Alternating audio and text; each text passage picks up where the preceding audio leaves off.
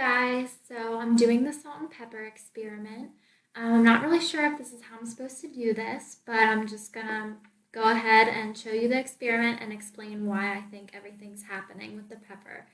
So I'll rub the balloon on my head, and when I put it on the plate, I don't know if you can see, but I put a lot of pepper.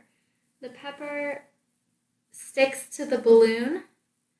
I wrote myself some notes to kind of explain why I think it sticks.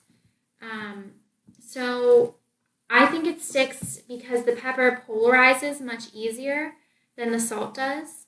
And this means that the electrons are moving mostly to one side of the pepper, to one side of the pepper flake, and leaving the other end positive, and the other end would be negatively charged.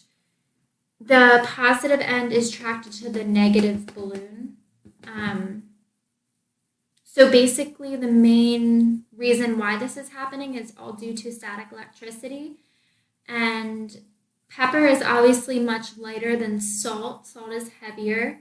And pepper makes more of a static friction, static electricity, and which the pepper, as you could see with the experiment, it kind of clinged and jumped onto the balloon, and the salt, however, did not.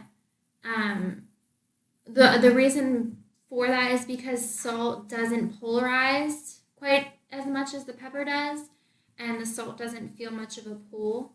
But I did do some research, and it said if you hold the balloon close enough to the plate, some salt will jump up, but since salt is heavier, it will repel and fall back down.